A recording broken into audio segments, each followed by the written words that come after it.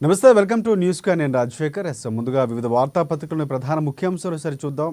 ఈనాడు చూసుకుంటే ప్రధానంగా త్వరలోనే స్థానిక ఎన్నికలు అనే ఒక హెడ్లైన్ కనిపిస్తూ ఉంది. నిన్న సీఎం రేవంత్ రెడ్డి వ్యాఖ్యలకు సంబంధించి ఉద్యోగ పరీక్షలు వాయిదా వేయాలని కూడా వేయించాలని భారత కుట్రలు చేస్తుందని, అలాగే యువతను రెచ్చగొట్టి రాజకీయంగా లబ్ధి పొందాలని పన్నాగం పొందుతుంది. నిరుద్యోగులకు బదులు KTR, Harish Rao OU arts college దగ్గర ఆమర నిరాహార దీక్ష చేస్తారని సీఎం రేవంత్ రెడ్డి సవాల్ విసిరారు. ఇక ప్రధాని కలిసేందుకు వారు ఢిల్లీలో చక్కర్లు కొడుతున్నారని కూడా ఆరోపణలు చేసినటువంటి పరిస్థితి సంబంధించి ఒక వార్త కనిపిస్తుంది. అలాగే నవబంధం అనే ఒక వార్త కూడా కనిపిస్తుంది. 9 కీలక రంగాల్లో మరింత ముందుకు సాగాలని భారత్ రష్యా నిర్ణయం. 2030 నాటికి $100 బిలియన్ వాణిజ్య లక్ష్యంగా మోదీ పుత్రుని శిఖరాగ్ర సదస్సులో అంగీకారం అని కూడా ఒక వార్త కనిపిస్తూ ఉంది. డీజీపీగా జితేందర్ అంటూ ఒక ఆశ్చర్యార్థకం ఒక న్యూస్ కనిపిస్తుంది. సీఎం రేవంత్ రెడ్డి నిర్ణయం, నేడు ఉత్తర్వులు జారీ, కొందరు ఐపీఎస్లు బదిలీ అయ్యే అవకాశం అనే వార్త కూడా ప్రధానంగా కనిపిస్తుంది. అలాగే కేటీఆర్ వ్యాఖ్యలకు సంబంధించి ఒక వార్త కనిపిస్తుంది. చిన్న పొరపాట్లు చేశాం, ప్రజా సంబంధాల్లో కొంత గ్యాప్ వచ్చింది, అధికారంతో ఇక ఓడిపోయామంటే అంగీకరించను, అహంకారంతో ఓడిపోయామంటే మాత్రం అంగీకరించమని చెప్తూనే అది కేసీఆర్ అంటే పడనవారు చేసే దుష్ప్రచారం అంటూ కూడా విలేకరుల ఇష్టాగోష్ఠిలో కేటీఆర్ వ్యాఖ్యలు అంటూ కూడా వార్త కనిపిస్తుంది. ప్రభుత్వాన్ని కూల్చుతామంటే చూస్తూ ఊరుకోవాలా, భాజపా నేతలతో కేసీఆర్ చాటుమాటుగా మాట్లాడారు. ప్రభుత్వ ప్రతిష్టను అవసరమైనంత మంది వచ్చాక చేరికలన్నీ కూడా నిలిపివేస్తామని కూడా పొంగులేటి శ్రీనివాసరెడ్డి కొన్ని వ్యాఖ్యలు చేశారు. అలాగే పాలమూరు ప్రాజెక్టులు వచ్చే ఏడాదికి పూర్తి కావాలని కూడా రేవంత్ రెడ్డి కొన్ని ఆదేశించడంతో కలిసి కదులుతున్న రైల్లో మహిళపై అసభ్య ప్రవర్తన అనే ఒక వార్త కూడా కనిపిస్తుంది. కిషన్ రెడ్డి వ్యాఖ్యలకు సంబంధించి ఒక వార్త కనిపిస్తుంది. హామీల అమల్లో రాష్ట్ర సర్కార్ విఫలం అనే వార్త ప్రధానంగా కనిపిస్తుంది. 6 నెలలైనా ఇంకా పూర్తి స్థాయిలో ఎక్కడ కూడా అమలు హామీ జరగలేదని ఆయన వ్యాఖ్యలు చేశారు. ఒక ప్రాంగణం, 2 హై స్కూళ్ళు, రాష్ట్రంలో 20 చోట్ల ఇదే దుస్థితి, విద్యార్థులకు సరిపడా ఉపాధ్యాయులు లేని పాఠశాలలు ఎన్నో ఉన్నాయని కూడా ప్రధానంగా వార్త కనిపిస్తుంది. రైతు భరోసాపై నేటి నుంచి సదస్సులు, ఖమ్మంలో తొలి సమావేశానికి హాజరు కానున్న మంత్రివర్గ ఉపసంఘం అని కూడా ప్రధానంగా ఈనాడులో ఒక వార్త ప్రచురించారు. తర్వాత ఆంధ్రజ్యోతి చూద్దాం. ఆంధ్రజ్యోతికి సంబంధించి సన్నాయి నొక్కుడు ఎందుకు అనే వార్త ప్రధానంగా హెడ్లైన్ కనిపిస్తోంది. మీ వరకు వస్తే కానీ బాధ తెలియడం లేదా అని కూడా నిన్న రేవంత్ రెడ్డి ప్రశ్నించిన తీరుకు సంబంధించి వార్త కనిపిస్తుంది. 1.5 ఏడాదిన్నరలో పాలమూరు ప్రాజెక్టులు పూర్తి అలాగే క్రికెటర్ సిరాజ్కు ముఖ్యమంత్రి సన్మానం చేసినటువంటి పరిస్థితులను కూడా అనుసంధానంగా ఒక వార్త చేశారు. ఈ సర్కారు 4 రోజుల్లో కూలిపోతుందని అనలేదా, ప్రభుత్వం సుస్థిరంగా ఉండేందుకు చేరికలు తప్పవు, బీఆర్ఎస్ బలహీనపడినప్పుడల్లా ప్రజల్ని రెచ్చగొడుతున్నారు, డిఎస్సిపై బీఆర్ఎస్ కోచింగ్ సెంటర్లది కృత్రిమ ఉద్యమం, పేద ఎస్సీ విద్యార్థుల్లో దీక్షలు చేయించడం సరికాదు, హరీష్ కేటీఆర్ ఆర్ట్స్ కళాశాల దగ్గర ఆమరణ నిరాహార దీక్ష చేయాలి, వాయిదా పడడము, వారి ప్రాణాలు పోవడమో జరగాలి, మహబూబ్ నగర్లో కాంగ్రెస్ సమావేశంలో సీఎం రేవంత్ రెడ్డి వ్యాఖ్యలు అనేవి ఒక వార్త కనిపిస్తుంది. అలాగే జాతీయ రహదారుల పనులకు అడ్డంకులు రాని, భూసేకరణ ఇతరత్ర సమస్యల పరిష్కారం, ఆర్ఆర్ఆర్ నిర్మాణం సహకరించండి, బందరు పోర్టును కలిపే హైస్పీడ్ ఎక్స్ప్రెస్ హైవేకు కాకుండా ఎన్హెచ్ఏఐ అధికారులతో సీఎం రేవంత్ రెడ్డి నేడు రాష్ట్ర అధికారులతో కలిసి మళ్ళీ సమీక్ష అనే వార్త కూడా కనిపిస్తుంది. 7 నెలలైనా హామీలు అమలేదని కూడా కిషన్ రెడ్డి ప్రశ్నించిన దానికి ఒక వార్త కనిపిస్తుంది. రాష్ట్ర ప్రజల్ని మోసగించిన కాంగ్రెస్, సోనియా రాహుల్ సమక్షంలో ప్రకటించిన 6 గ్యారంటీలు ఏమయ్యాయి, రేవంత్ బెల్ట్ షాపులు మూయలేదే, కాంగ్రెస్ నేతల్ని ప్రజల్ని దోచుకుంటున్నారు, హామీలు అమలు చేసేంత వరకు వదిలిపెట్టం, బీజేపీ మహిళా మోర్చా ధర్నాలో కిషన్ రెడ్డి అనే వార్త కనిపిస్తుంది. అలాగే మా హయాంలో ఫిరాయింపులు కాదు విలీనం చేసుకున్నాం, ప్రస్తుత ఫిరాయింపులపై రాష్ట్రపతికి ఫిర్యాదు చేస్తాం, సుప్రీంకోర్టుకు వెళ్తాం, పార్లమెంట్లో ప్రస్తావిస్తాం, ప్రజా సంబంధాల విషయంలో విఫలమయ్యాం, మాకు ఓట్లు వేయకపోవడం ప్రజల తప్పు కాదు, పార్టీ పేరు మార్పు వల్ల ప్రభావం ఏమీ పడలేదు, కేసీఆర్ను ఇబ్బంది పెట్టేందుకే కవితను జైలుకి పంపించారు. ఇలా కొన్ని వ్యాఖ్యలు కూడా ప్రధానంగా చేసినటువంటి పరిస్థితి. ఏపీకి సంబంధించి 40% ఓట్లు తెచ్చుకున్నటువంటి జగన్, షర్మిల సంబంధించి కొన్ని వ్యాఖ్యలు కూడా చేసి జగన్ హీరో అని, షర్మిల జీరో అని, జగన్ ఓడిపోతారని ఊహించలేదని కూడా చెప్పినటువంటి పరిస్థితి. తెలంగాణలో టీడీపీ బలపడితే మాకే లబ్ధి అని కూడా వ్యాఖ్యలు చేశారు. తెలుగు రాష్ట్రాలకు నిధులు తీసుకొస్తే మంచిదే, సీఎం చంద్రబాబు కీలకంగా ఉన్నారు ఏపీకి సంబంధించి, ఆయన కేంద్రంలో నిధులు తీసుకురావాలి, సహకరించాలని కూడా కొన్ని వ్యాఖ్యలు చేసినటువంటి పరిస్థితి కనిపిస్తుంది. ప్రభుత్వాన్ని కూలగొట్టం అనేదాకా చేరికలు, కేటీఆర్కు మంత్రి పొంగులేటి శ్రీనివాసరెడ్డి కౌంటర్ అనే వార్త కూడా కనిపిస్తుంది. అణు సహకారం అనే వార్త కూడా కనిపిస్తుంది. రష్యా పర్యటన మోదీకి సంబంధించి యుద్ధరంగం పరిష్కారం చూపదని కూడా కొన్ని వ్యాఖ్యలు చేసినటువంటి పరిస్థితి. నకిలీ కంపెనీలు, బలవంతపు చాకిరీ, అమెరికాలో 4 తెలుగువారి అరెస్టు, ఒకరిలో ఒకరు మహిళ, ఇక 100 మందికి పైగా ఉద్యోగులతో అక్రమంగా కంపెనీల నిర్వహణ, అమెరికా వ్యాప్తంగా పలుచోట్ల నెట్వర్క్. ప్రధానంగా నలుగురిని అరెస్ట్ చేశారు, ఒక మహిళ కూడా ఉంది. మొయినాబాద్లో ముజ్రా పార్టీ ఫామ్ హౌస్లో అశ్లీల నృత్యాలు, అర్ధరాత్రి దాటాక డీజే మోతా రంగంలోకి దిగిన పోలీసులు, 10 మంది అరెస్టు, రిమాండ్. రాష్ట్రంపై డెంగీ పంజాను కూడా వార్త కూడా కనిపిస్తుంది. 1000 కోట్లు సిద్ధం, రుణమాఫీకి నిధులు సమకూర్చుకుంటున్న రాష్ట్ర సర్కార్ అని ఒక వార్త కూడా కనిపిస్తున్నటువంటి పరిస్థితి కనిపిస్తుంది. నెక్స్ట్ మనం సాక్షి చూద్దాం. సాక్షికి సంబంధించి ప్రధానంగా ప్రాజెక్టులు పరిగెత్తించండి అనే ఒక హెడ్లైన్ కనిపిస్తూ ఉంది. 2025 డిసెంబర్ కల్లా పూర్తి చేయాలి, అధికారులకు సీఎం రేవంత్ రెడ్డి ఆదేశం, నెలకోసారి సమీక్ష. పరీక్షల వాయిదాకు గూడు పుఠాని, డిఎస్సి గ్రూప్ సంబంధించి కూడా పూర్తిగా కోచింగ్ సెంటర్లు మాఫియా చేస్తున్నారని కూడా వ్యాఖ్యలు చేసినటువంటి పరిస్థితి కనిపిస్తుంది. ఆ వార్త కనిపిస్తుంది. బాంబు తూటాల నడుమ శాంతి భద్రతలు సాగవు అనేది నిన్న ప్రధానంగా పుతిన్కు మోదీ స్పష్టీకరణ. ఉక్రెయిన్ యుద్ధంపై చర్చలు. మంగళవారం మాస్కోలోని ప్రధాని మోదీని రష్యా అత్యున్నత పౌర పురస్కారం Order of Saint Andrew the అపోస్టల్తో సత్కరిస్తున్న ఆ దేశ అధ్యక్షుడు పుతిన్ అనే వార్త కూడా ప్రధానంగా చిత్రపటం కూడా వేసినటువంటి పరిస్థితి. మళ్ళీ బీఆర్ఎస్ పేరు మార్పుపై సాగుతున్న అధ్యయనం, త్వరలోనే ఎన్నికల సంఘాన్ని ఆశ్రయించే యోచన కూడా ఉన్నట్లు తెలుస్తూ ఉందంటూ ఒక వార్త ప్రచురించారు అక్కడ. మరొక వార్త చూసుకుంటే ఆంబోతు రంకెలు ఆగేంతో వరకు వలసలు. దీని కౌంటర్గా కేటీఆర్ కౌంటర్ ఇచ్చినటువంటి పరిస్థితి. బీఆర్ఎస్ అధినేతపై మంత్రి పొంగులేటి విమర్శలు. కానీ మేము 100 మంది ఎమ్మెల్యేలు కావాలని కోరుకోవట్లేదు. రైతు రుణమాఫీపై 2-3 రోజుల్లోనూ విధి విధానాలు, ధరణి విషయంలో ఆచితూచి వెళ్తున్నాడు కూడా కొన్ని వ్యాఖ్యలు చేసినటువంటి పరిస్థితి. జీవో 59 సంబంధించి కూడా ఫిరాయింపులు, ఎమ్మెల్యేలను ఏ రాయితో కొట్టాలి. గతంలో రేవంత్ చేసిన వ్యాఖ్యలు గుర్తు చేసిన కేటీఆర్ రాష్ట్రంలో ఫిరాయింపులను ప్రోత్సహిస్తూ ఇతర రాష్ట్రాల్లో అనర్హత వేటు వేయాలంటున్నారు. రాజ్యాంగ రక్షకుడున్న రాహుల్ ఈ విషయంలో స్పందించాలని కూడా కొన్ని వ్యాఖ్యలు చేశారు. వెదిరే శ్రీరామ్కు కమిషన్ పిలుపు, శుక్రవారం లేదా సోమవారం రావాల్సిందిగా జస్టిస్ పినాకి చంద్రఘోష్ కమిషన్ సూచన అనే వార్త కనిపిస్తుంది. అమెరికాలో 4 తెలుగోళ్లు అరెస్ట్, మానవ అక్రమ రవాణా కేసులు అరెస్ట్ చేసిన టెక్సాస్ పోలీసులు అనే వార్త కూడా ప్రధానంగా సాక్షికి సంబంధించి కనిపిస్తుంది. నెక్స్ట్ మనం వెలుగు చూద్దాం. వెలుగుకు సంబంధించి కీలకంగా కొన్ని వ్యాఖ్యలు చేసినటువంటి పరిస్థితి కనిపిస్తుంది. నిరుద్యోగ జీవితాలతో ఆటలొద్దు అని కూడా నిన్న రేవంత్ రెడ్డి వ్యాఖ్యలకు సంబంధించి ఇక్కడ వార్త కనిపిస్తుంది. వచ్చే వారం నుంచే రుణమాఫీ, 15 ఆగస్టు లోపు పూర్తి చేయటమే లక్ష్యం, గైడ్లైన్స్ రెడీ, సీఎం దగ్గరికి ఫైల్, గ్రీన్ సిగ్నల్ రాగానే ప్రక్రియ షురు అనే వార్త కూడా కనిపిస్తుంది. ఫిరాయింపులపై మేం చేసింది తప్పే, కేటీఆర్ వ్యాఖ్యలకు సంబంధించి కూడా కనిపిస్తుంది. బీఆర్ఎస్లో చేరిన ఎమ్మెల్యే 10 మంది ఓడిండ్రు, హరీష్ రావు కొన్ని వ్యాఖ్యలు కూడా చేసినటువంటి పరిస్థితి కనిపిస్తుంది. గల్లీలో ముఖం చూపించలేకనే ఢిల్లీలో తిరుగుతున్నారంటూ కూడా బీర్లా ఐలయ్య ప్రభుత్వపు కేటీఆర్ హరీష్ రావుకు సంబంధించి కొన్ని వ్యాఖ్యలు చేశారు. పార్టీ ఫిరాయింపులపై బహిరంగ చర్చకు సిద్ధమని కూడా ఇక చామల కిరణ్ కుమార్ రెడ్డి ఎంపీ సవాల్ విసిరినటువంటి పరిస్థితి కనిపిస్తుంది. ఆ వార్త కూడా కనిపిస్తుంది. వచ్చే ఏడాదికల్లా పారమూలు ప్రాజెక్టులను కూడా పూర్తి చేస్తామని కూడా నిన్న సీఎం రేవంత్ రెడ్డి చెప్పారు. ఆ కాంట్రాక్ట్ సంస్థ ఇంజనీరు ఏం చెప్తారు అని కూడా వార్త వేశారు. కాళేశ్వరం ప్రాజెక్టు అక్కడ వద్దన్న ఓ ప్రైవేట్ ఏజెన్సీ సీనియర్ ఆఫీసర్ అని కూడా వార్త వేశారు. మరొక వార్త చూసుకుంటే త్రిపురలో స్టూడెంట్లకు HIV, 47 మంది మృతి, ఏకంగా 828 మందికి పాజిటివ్, 220 స్కూళ్ళు, 24 కాలేజీల్లో బాధితుల గుర్తింపు. డ్రగ్స్ ఇంజెక్షన్లతోనే ఒకరి నుంచి మరొకరికి ఈ వ్యాధి సంక్రమించినట్లుగా వార్త కూడా ప్రధానంగా ప్రతిరోజు 5-6 కొత్త కేసులు నమోదవుతున్న పరిస్థితి చాలా ఆశ్చర్యార్థకం. యువత గుర్తుపెట్టుకోవాల్సిన అంశంగా మనం చెప్పుకోవచ్చు. బైడెన్ స్థానంలో కమలా హారిస్, అమెరికా అధ్యక్షుడి రేసులో భారత సంతతి మహిళ అనే వార్త కూడా కనిపిస్తుంది. వృద్ధాప్య సమస్యలతో బాధపడుతున్న బైడెన్ ఈ మధ్య ఆయన పార్కిన్సన్ కొన్ని వ్యాధులకు రావటం, ఆయన ప్రవర్తనకు సంబంధించి కూడా చర్చ జరుగుతుంది. సో ఇక్కడ కమలా హారిస్ ఉండబోతున్నారన్న వార్త కూడా కనిపిస్తుంది. కార్తెలు కరిగిపోయినట్టే కాలం ఆగిపోయే, కాలం అటుపాయే. రాష్ట్ర వ్యాప్తంగా లోటు వర్షపాతం, ఆందోళనతో రైతులు ఉన్నటువంటి పరిస్థితి కనిపిస్తుంది. వర్షపాతం తక్కువగా నమోదవడం రైతులకు కొంతవరకు ఇబ్బంది అనే సంబంధించి వార్త కూడా కనిపిస్తుంది. చివరిగా మనం అమ్మ డిజిటల్ పేపర్ చూద్దాం. అమ్మ పేపర్కి సంబంధించి ప్రధానంగా సీతక్క జన్మదిన పండుగ అనే వార్త కూడా కనిపిస్తుంది. అమ్మా న్యూస్ ప్రతినిధి ఆదిలాబాద్ అని దానికి సంబంధించి పూర్తిగా సమాచారం అందిస్తూ ఒక వార్త ప్రచురించారు.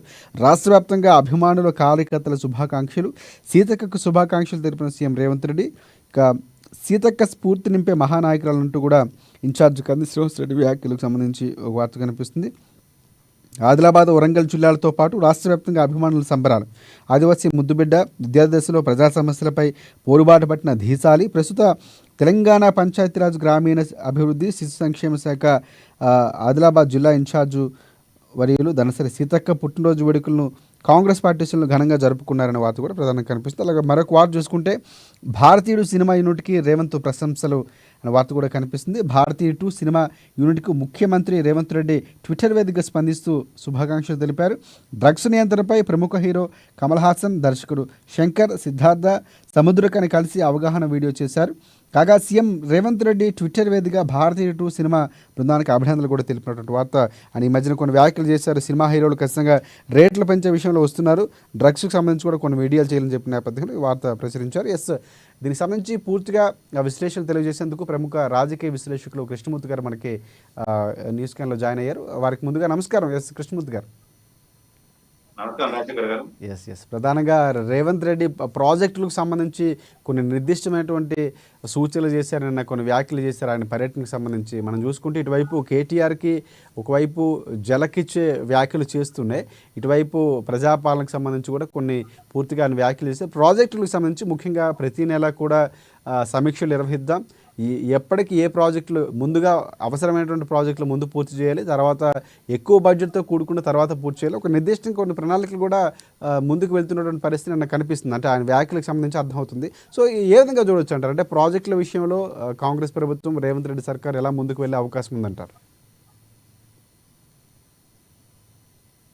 ఇప్పటికైనా మహబూబ్నగర్ జిల్లా వాసుల యొక్క నీటి కష్టాలు కానీ ప్రాజెక్ట్ అసంపూర్తిగా ఉన్నటువంటి ప్రాజెక్ట్ దశాబ్దాలుగా ఉన్నాయి మహబూబ్నగర్. అంద్రీనీవా కానీ, జూరాల కానీ, దిండి ప్రాజెక్ట్ కానీ, మిగతా పాలమూరు ఎత్తిపోతల పథకం ఇవన్నీ కూడా చూస్తా ఉంటే ఇవన్నీ పెండింగ్ లో ఉంటున్నాయి. దీర్ఘకాలికంగా ఎస్టిమేషన్స్ పెరుగుతా ఉన్నాయి, కాస్ట్ ఆఫ్ ప్రాజెక్టు పెరుగుతా ఉన్నాయి, కానీ అది పూర్తి కావట్లేదు, రైతాంగానికి అందుబాటులోకి రావట్లేదు. రావాల్సిన అవసరం ఇప్పటికంటే మహబూబ్నగర్ జిల్లాకు చెందినటువంటి సీఎం రేవంత్ రెడ్డి కూడా మహబూబ్నగర్ జిల్లా చెందినవాడు కాబట్టి ఆ జిల్లా మీద కొంత స్పెషల్ ఫోకస్ యాదృచ్ఛికంగా పెడతారు. ఏ సీఎం ఉన్నా వాళ్ళ జిల్లా మీద కొంత ప్రత్యేక ఫోకస్ ఉంటుంది. రేవంత్ రెడ్డి సీఎం అనే నేపథ్యంలో ఆ జిల్లాకు కొంత మహార్దశ వస్తే ఆ జిల్లా వాసులతో పాటు మిగతా వారు అదేవిధంగా జిల్లా నుంచి వలసల వెళ్ళి తాగే అవకాశం. జిల్లా కానుకొని ఇటు గోదావరి నీరు వెళ్తా ఉంది, కృష్ణా నది వెళ్తుంది, కానీ ఆ జిల్లాకు నీరు అనేది అందకుండా పోతా ఉన్నది. కొంత ఇబ్బందికర పరిస్థితి.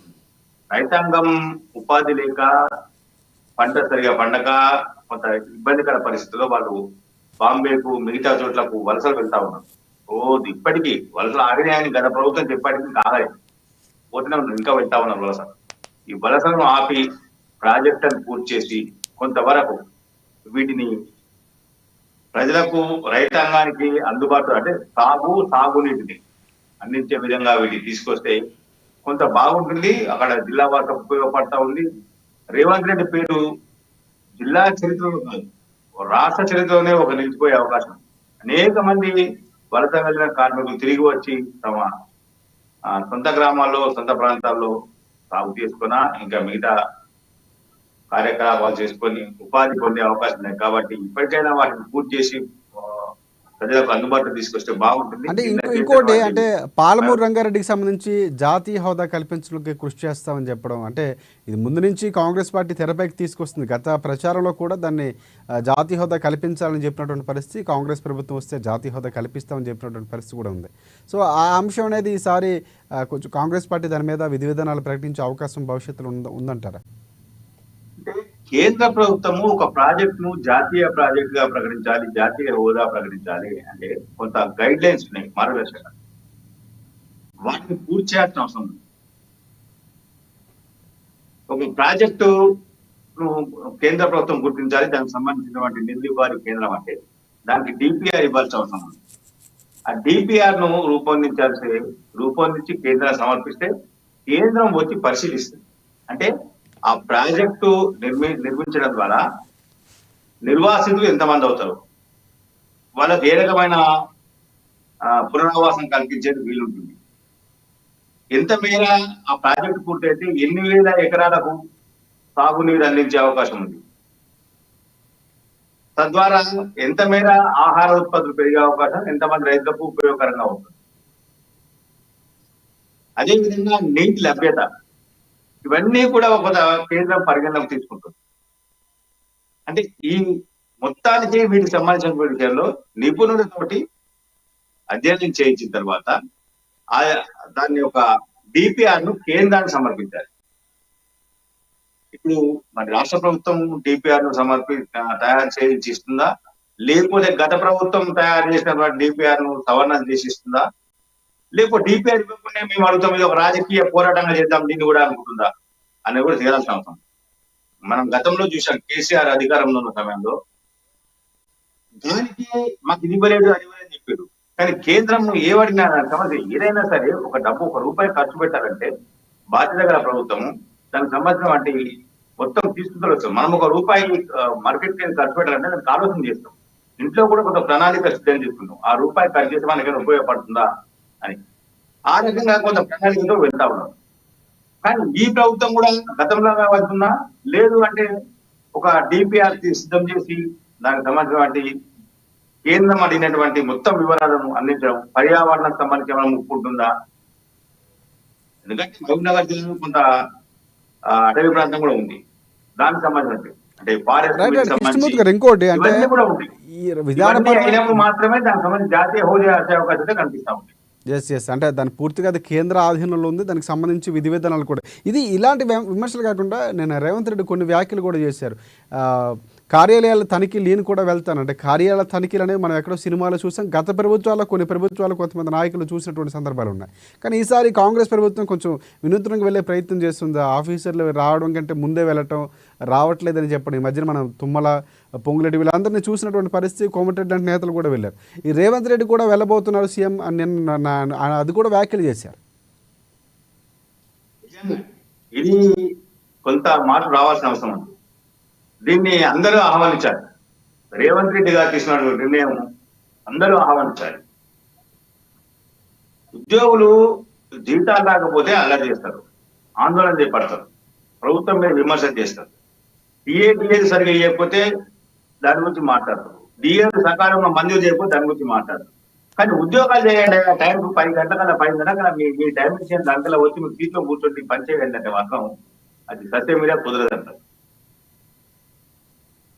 ఆఫీస్కు 10 గంటలకు 10:30 రావాల్సిన అవసరం ఉంటే వారి దగ్గర అప్పుడు 10-10:30కి వెళ్తాం. ఎవరైనా ట్రాఫిక్ జామ్ ఉంది అన్నీ తెలుసు, పోయి వచ్చిన తర్వాత నా పొద్దులో కూర్చుంటారా సో అంటే నిన్న రేవంత్ రెడ్డి వ్యాఖ్యలు ఈ మధ్యన మంత్రులు పర్యటించిన నేపథ్యంలో కొంతవరకు ఉద్యోగుల్లో మార్పు వస్తుంది.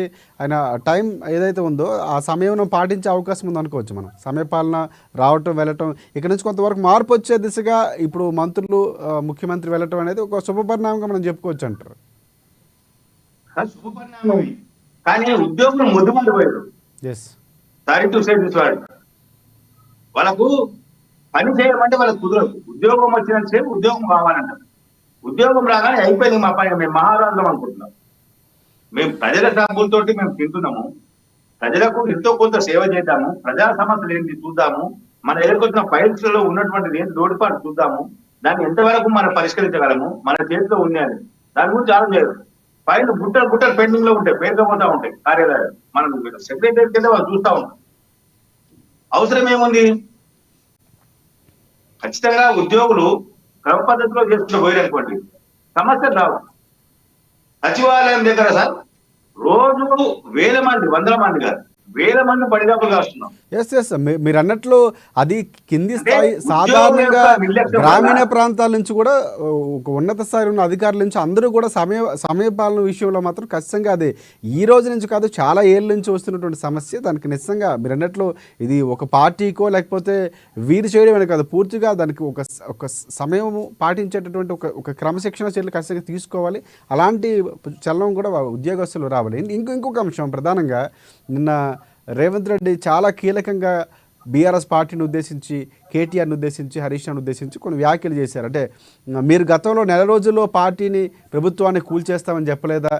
ఇప్పుడు పార్టీ ఫిరాయింపులకు సంబంధించి కేటీఆర్ కొన్ని వ్యాఖ్యలు చేస్తున్నటువంటి పరిస్థితి కనిపిస్తుంది. ఇక్కడ ప్రధానంగా మనం రేవంత్ రెడ్డి వ్యాఖ్యలకు సంబంధించి చూస్తే ఇదే రేవంత్ రెడ్డి గతంలో చేసినటువంటి వ్యాఖ్యలు కూడా కేటీఆర్ గుర్తు చేశారు. ఇప్పుడు మార్పుకు సంబంధించి పూర్తిగా బీఆర్ఎస్ పార్టీ చేయడం వల్లనే కాంగ్రెస్ పార్టీ చేస్తుందా, లేకపోతే ఏ విధంగా చూడొచ్చు అంటారు వ్యాఖ్యల్ని? ఇప్పుడు బీఆర్ఎస్ పార్టీ మాట్లాడి గురువింద సామెత గుర్తుకొస్తుంది.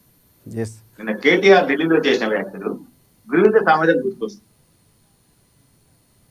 వద్దు మరో ఉండని అని చెప్పారు 2014లో. 2014లో 68 మంది ఎమ్మెల్యేలు ఇచ్చారు తప్పిస్తే, దాంట్లో మరి ఎంఐఎం వల్ల సపోర్ట్ చేసింది. అంటే దాదాపుగా 75 మంది, 119 మంది ఎమ్మెల్యేలు 75 మంది అంటే పూర్తి స్థాయిలో సంపూర్ణ మెజార్టీ ఉన్నట్టే. ఏం చేశారు? బిఎస్పీని విలీనం చేసుకున్నారు, వైసీపీని విలీనం 2014 మాట ఇది. వైసీపీని విలీనం చేసుకున్నారు, టీడీపీని విలీనం చేసుకొని తెలంగాణలో నామరూపాలు లేకుండా చేయడానికి ప్రయత్నాలు చేశారు. అంటే కేటీఆర్ కూడా అదే చెప్తున్నారు, విలీనం చేసుకున్న కాంగ్రెస్ తప్ప పార్టీని కూడా చీల్చారు. విలీనం చేసుకున్న తప్ప పార్టీ ఫిరాయింపులు ఉల్లంఘించలేదు, ఎవరిని చేర్చుకోలేదని వ్యాఖ్యలు చేస్తున్నారు ఆయన. అంటే ఈ వ్యత్యాసం ఏంటి అసలు వ్యత్యాసం? అవును సార్, ఇప్పుడు కూడా అదే జరగబోతుంది. ఎందుకో తొందరపడుతున్నారు, ఇప్పుడు అదే జరగబోతుంది. వీళ్ళు కూడా పార్టీ చేర్చుకోవట్లేదు, విలీనంలోనే భాగంగానే జరుగుతూ ఉన్నారు. ఇది విలీనంలో భాగంగానే జరుగుతున్నటువంటి ప్రక్రియ ఇది. బడ్జెట్ సమావేశాలు స్టార్ట్ అయ్యే లోపల విలీనంలో జరిగేటువంటి ప్రక్రియ మొదలవుతుంది. అంటే ఆయన తొందరగా కోరుకుంటున్నాడు కేటీఆర్, ఇంకా ఇంకా నా పార్టీ ఇంకా బతుకునేది, తొందరగా విలీనం అయిపోతే గుర్తింపు లేకుండా వదిలిపోతుంది. ఎందుకు మా నాయన నన్ను కానీ మా నాయన ముందు గిట్ట కూర్చున్నా అని కేటీఆర్ కొంత ఆలోచిస్తున్నారు పాపం ఆయన. నాకైతే కనిపిస్తుంది. అంటే ఇంకోటి పార్టీ పేరుకు సంబంధించి కూడా కొన్ని వ్యాఖ్యలు చేశారండి. పార్టీ పేరు మార్పు ప్రభావం చూపించలేదు అంటే కొన్ని తప్పులు ఒప్పుకునే ప్రయత్నం కూడా కేటీఆర్ చేసినటువంటి పరిస్థితి. అంటే ఇక్కడ ప్రజల్ని ఓడిపోవడంలో నిందించలేమని కూడా కొన్ని వ్యాఖ్యలు చేశారు. అది చేస్తూ మా ఓట్లు పోయిపోవడం ప్రజలు తప్పు కాదు, సో వాడు చేసేది చెప్పుకోలేము. గతంలో కూడా చాలా సందర్భాల్లో మాట్లాడారు. నిజంగా ఈ ఫ్యాక్టర్స్ ఏమైనా బీఆర్ఎస్ పార్టీ ఓడిపోవడం కారణం అనుకోవచ్చు అంటే కేటీఆర్ ఇప్పుడు వ్యాఖ్యలు చూస్తే కనుక? కానీ ఒక్కటి మీరు అదే వ్యాఖ్యలు ఇంకొక మాట అన్నారు సార్, అహంకారం అంటే ఒప్పుకోను అని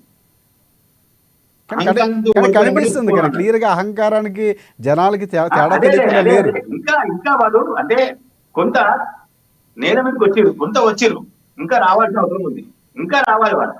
కొంత వచ్చారు, కొంతవరకు ఒప్పుకోవచ్చు. ఏదైతే అసెంబ్లీ ఎలక్షన్ తర్వాత ఇంకా మేమున్నాము, ఇంకా మాదే అనే లెవెల్లో ఉన్నారో, ఇప్పుడు కొంత దిగులు, పార్లమెంట్ తర్వాత కొంత దిగులు, ఇక లోకల్ బాడీ కూడా పూర్తి స్థాయిలో దిగే అవకాశం ఉంటాయి. దిగాలి. ఇంకా అహంకారమే ఇంకా ఆయన దెబ్బతీస్తా ఉంది, అహంకారపూరిత వ్యాఖ్యలు ఇంకా దెబ్బతీస్తా ఉంది. అసెంబ్లీలో ఎమ్మెల్యేలు మాట్లాడకుండా తీసుకుంది ఎవరు సార్? అసెంబ్లీలో ప్రభుత్వాన్ని నిలదీస్తే ఇద్దరు ఎమ్మెల్యేలు, కోమారెడ్డి వెంకటరెడ్డి తర్వాత సంపత్ కుమార్ గారిని, ఇద్దరిని వాళ్ళను అసెంబ్లీకి రాకుండా నిషేధించింది ఎవరు? వాళ్ళు చేసిన పొరపాటు ఏంది? ప్రభుత్వ తప్పిదాలను ఎత్తి చూపడం, అంతే కదా. వాళ్ళేమి బెంచీలెక్కి ఆర్డర్ చేయలేదు, లేదంటే గవర్నర్ ప్రసంగం చేస్తే గవర్నర్ ప్రసంగ కాపీ చెప్పి గవర్నర్ తనలేదు, ఏం చేయలేదా? కానీ ఇక్కడ కొన్ని విమర్శలు వస్తున్నాయి. నిన్న పొంగులేటి శ్రీనివాసరెడ్డి వ్యాఖ్యలు, కృష్ణమూర్తి గారు ఇక్కడ ప్రధానంగా మీరు అన్ని అంశాలతో పాటు పొంగులేటి శ్రీనివాసరెడ్డి కొన్ని వ్యాఖ్యలు చేశారు. ప్రభుత్వాన్ని కూలగొట్టం అనే దాకా కూడా చేరికలు ఉంటాయి. అంటే ఈ వ్యాఖ్యను ఏ విధంగా చూడొచ్చు అంటారు? అంటే గతంలో మీరు ఆ వ్యాఖ్య చేయటం వల్లే నెల రోజుల్లోనో 6 నెలల్లో ప్రభుత్వం కూలిపోతుంది అన్నటువంటి వ్యాఖ్యలకి ఏదో కావాలనే చేస్తున్నారా అనే ఒక చిన్న డౌట్ క్రియేట్ అవుతుంది అంటే పొంగులేటి వ్యాఖ్యలు చూస్తే కనుక.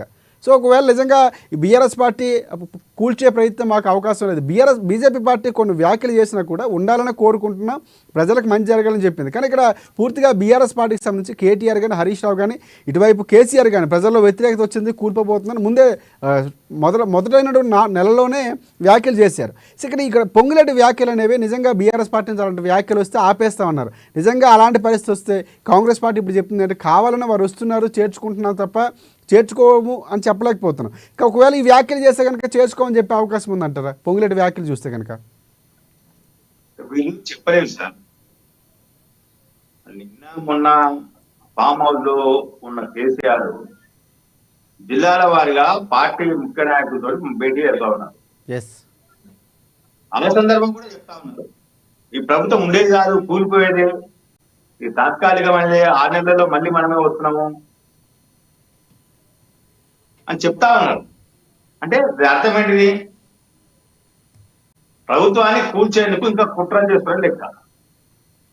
ఇందాక పోతున్న మీరు ఎమ్మెల్యే పదం అన్నారు, లేదా అహంకారం అనే పదం. అహంకారం ఇంకా ఉంది. నిజంగా చెప్పాలంటే ప్రభుత్వంలో ఉన్నటువంటి లోటుపాట్లు చూపించడం, 10 ఏళ్ల పాటు పరిపాలించినటువంటి ఒక అనుభవం ఉన్నటువంటి నేతగా ఎంతో ఉద్యమాన్ని నడిపించామని చెప్పుకున్నటువంటి కేసీఆర్ కొన్ని సూచనలు కూడా కాంగ్రెస్ పార్టీకి చేయాలి, ఇది చేయాలి, ప్రజలకి ఉపయోగకరమైనటువంటి సూచనలు చేస్తే బాగుండేది. కానీ ఎంతసేపు ప్రభుత్వాలు కూలగొట్టడం, కాంగ్రెస్ పార్టీ కూలిపోతుంది, మేము రాబోతున్నాం, ఇవే వ్యాఖ్యలు కనిపిస్తున్నాయి ఈ మధ్య.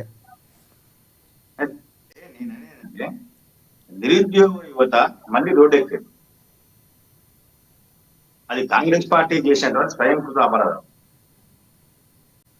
దీంట్లో ఆ యువతకు బీఆర్ఎస్ పార్టీ ఈ సమయంలో మద్దతుగా ఉండాల్సిన అవసరం ఉంది. కేసీఆర్ హరీష్లు నిత్యం రోడ్ల మీదకి వచ్చి రోడ్ల మీద ధర్నాలు రాస్తారోకోలు చేయాల్సిన పరిస్థితి ఈ రోజు. అంటే నిరుద్యోగ యువత పక్షం వీడి పోరాటం చేయాలని చిత్తశుద్ధి ఉంటే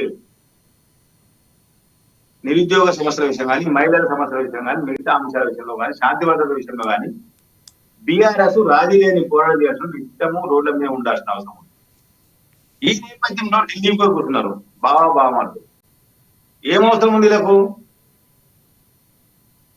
ఢిల్లీ దాకా ఢిల్లీ ఏముంది మాకే తెలంగాణ ముఖ్యము, ఢిల్లీ మా దగ్గరకు వస్తే మేము ఢిల్లీకి ఎందుకు పోతామన్నారు కదా. మరి మేము ఢిల్లీకి ఎందుకు పోవాల్సి వచ్చింది? ఢిల్లీలోనే ఎందుకున్నాం నువ్వు 4-5 రోజుల నుంచి? అంటే ఇక్కడ ప్రభుత్వం మీద నిరుద్యోగ యువత చేస్తున్నటువంటి ఆందోళనలో ఇక్కడ ఉంటే వాళ్ళకి మద్దతు చెప్పాలి, రోడ్ల మీద తిప్పాలి. బీఆర్ఎస్ దించింది ఇదే నిరుద్యోగ సంస్థ, ఇదే మహిళల సమస్యల మీదనే దించారు. యువకుల ఆగ్రహంతో బీఆర్ఎస్ కూలిపోయింది, బీఆర్ఎస్ ఓడిపోయింది. వాళ్ళ మీద కక్షతో అంటే వాళ్ళకి మద్దతు ఇవ్వద్దు, వాళ్ళ సావని అని చెప్పేసి పోయి ఢిల్లీలో కూర్చున్నారు బాబామ్మలు. లేకపోతే ఏమవసరం ఉంది వీళ్ళకు? నిజంగా అంటే ఈరోజు నిరుద్యోగులు చేస్తున్నటువంటి దీక్ష ఏదైతే ఉందో అది బీఆర్ఎస్ పార్టీ చెప్తే చేసినటువంటి దీక్ష కాదు. అంటే కాంగ్రెస్ పార్టీ మీరు అన్నట్లు స్వయంకృత అపరాధం ఒక రకంగా చెప్పాలంటే.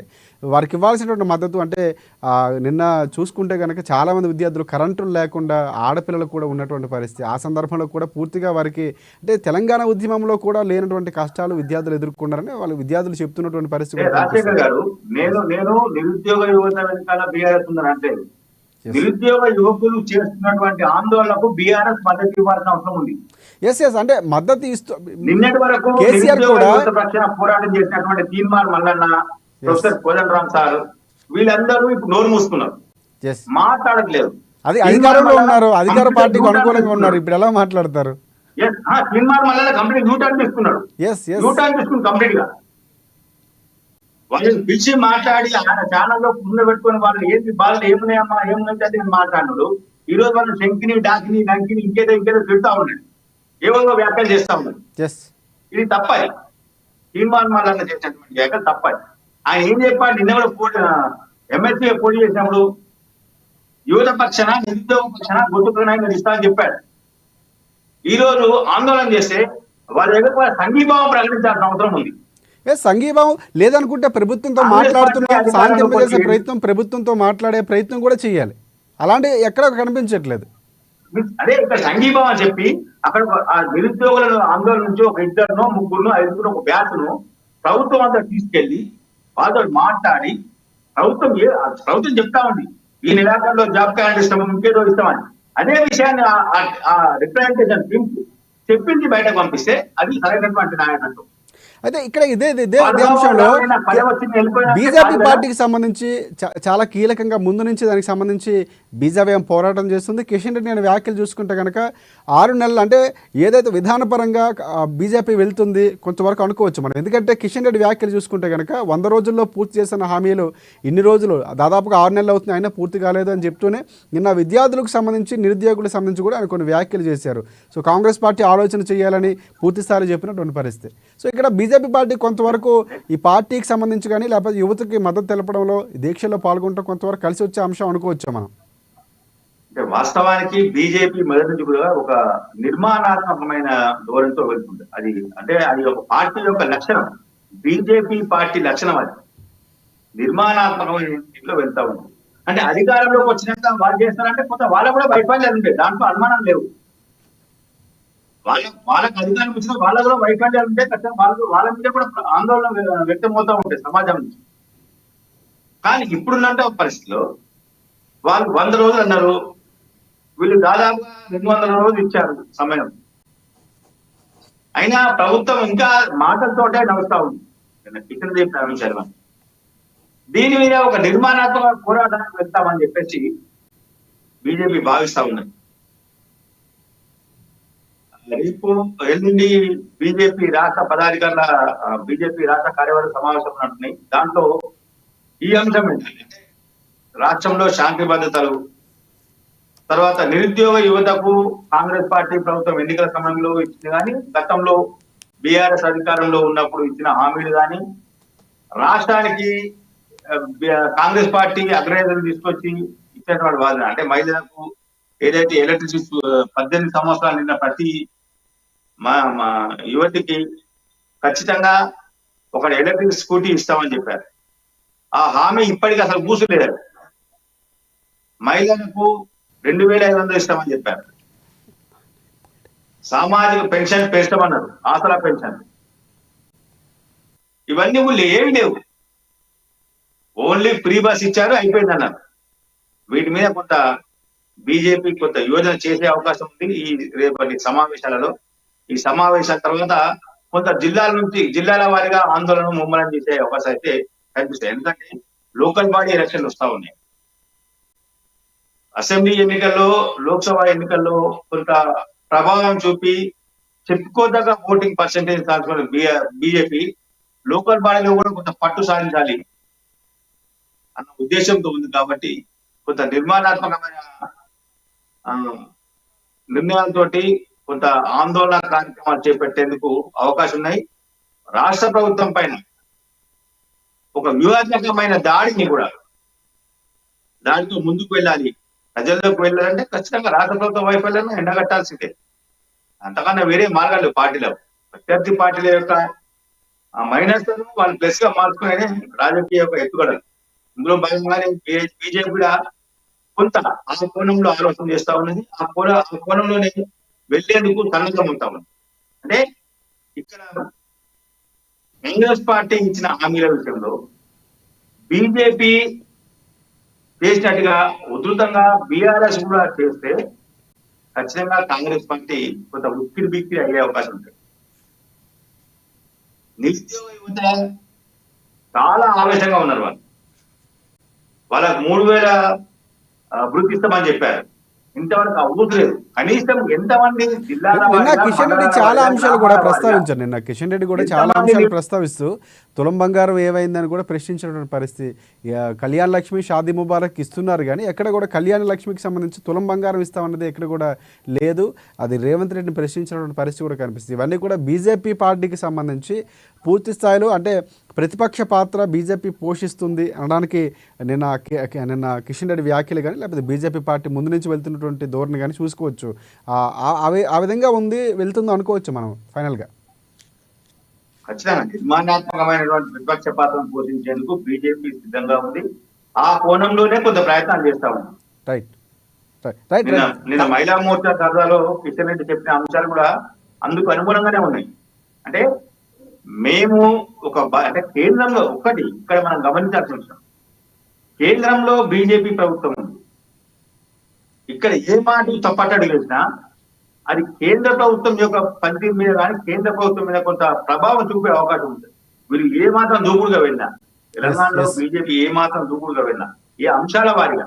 కాబట్టి ఏ అంశాన్నైనా తీసుకొని పరిశీలించి 1-2 సార్లు ఆలోచన చేసి బీజేపీ ముందుకు వెళ్ళే అవకాశం ఉంటుంది. లేకపోతే ఇబ్బందికర పరిస్థితి ఆ పార్టీ. అంటే కేంద్రంలో ఉన్నటువంటి అదే కేంద్రంలో కాంగ్రెస్ పార్టీ కూడా మీరు ఇంకా మాట్లాడే అవకాశం ఉంది. కానీ ఇప్పుడు ఉండే అవకాశాలు ఇది ఎక్కువ. అంటే వాళ్ళు కేంద్రం గురించి మాట్లాడే అవకాశం. కేంద్ర ప్రభుత్వం కూడా చెప్పింది మేము 10 కోట్ల ఉద్యోగాలు ఇస్తామని, అదేదైనా ఇవ్వలేదు వాళ్ళు కూడా.